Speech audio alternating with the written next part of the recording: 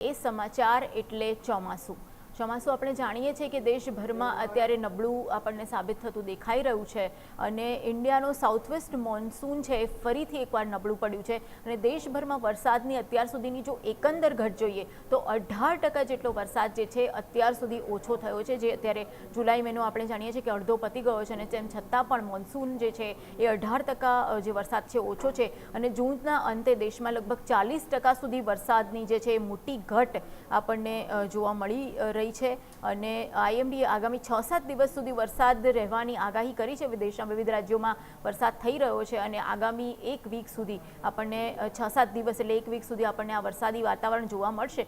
North waste, waste central અને દક્ષિણ ઇન્ડિયામાં વરસાદ આપણને ઘટતો જોવા મળી રહ્યો છે। વરસાદની ખેંચથી ખરીફ પાકના વાવેતરની જે ગતિ છે એ પણ ધીમી પડી છે। ગુજરાતમાં પણ સેમ સ્થિતિ આપણને જોવા મળી રહી છે। તમામ મુખ્ય પાકોનું વાવેતર છે ગત વર્ષ કરતાં ઓછું થયું છે અને દેશના મુખ્ય જે કૃષિનો પટ્ટો ગણાય છે એ જે છે ગુજરાત અને પંજાબ, એમાં મોટી અછત અત્યારે વરસાદની જોવા મળી રહી છે। ગુજરાત અને પંજાબ સહિત 15 રાજ્યો એવા છે કે જ્યાં 20% જેટલી વરસાદની અત્યારે અછત છે અને ઈસ્ટ અને નોર્થ ઈસ્ટ ઇન્ડિયામાં 37%થી સૌથી વધુ અછત એમાં જોવા મળી રહી છે। નોર્થ ઈસ્ટ અને વેસ્ટ બેંગાલ અને બિહાર, અહીંયા પણ ભારે વરસાદની સંભાવના અત્યારે વ્યક્ત કરવામાં આવી છે। નવો વરસાદ જે આવે આગામી દિવસોમાં એ મોસમી અછતમાં નોંધપાત્ર ઘટાડો કરી શકશે નહીં એવી પણ એક ચિંતા વ્યક્ત કરવામાં આવી છે। અત્યારે આપણે ગુજરાતમાં પણ જોઈએ તો જે કપાસનું વાવેતર છે કે મગફળીનું વાવેતર છે કે ખરીફ સિઝનનું જે પણ ઓવરઓલ વાવેતર થઈ રહ્યું છે એમાં ઘટાડો આપણને જોવા મળ્યો છે, કારણ કે વરસાદ નથી આવી રહ્યો એટલે મોટાભાગના પટ્ટાઓમાં જે છે એ જે વરસાદથી આધારિત ખેતી થાય છે અને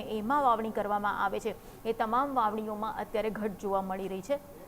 એટલે ચોક્કસ એક તરફ આઈએમએફ અને ગોલ્ડમેન સાક્સ ભરે ગુજરાતના જીડીપીનો અંદાજ અને દેશના જીડીપીનો અંદાજ વધારી રહ્યા હોય, પણ બીજી તરફ ચોમાસું એક એવું ટ્રિગર છે કે જે ઓવરઓલ જે પ્રકારની માંગ નીકળતી હોય છે એ ચોમાસાની સારી ખરીદીના આધારે નીકળતી હોય। સારું ચોમાસું રહે તો રૂરલ જે માંગ છે વધતી હોય છે અને ઓટોમોબાઈલ્સથી લઈને દરેક ક્ષેત્રમાં, જ્વેલરીથી લઈને બધે જ આ માંગની અસર થતી હોય છે। પણ જો ચોમાસું નબળું રહેશે તો ખેડૂતોની જે આર્થિક આવક છે એ ઘટશે ને એની ઓવરઓલ અસર આપણા જે આર્થિક વિકાસ દર પર છે એ આવનારા દિવસોમાં પડવાની ચોક્કસ સંભાવના આપણને દેખાઈ રહી છે।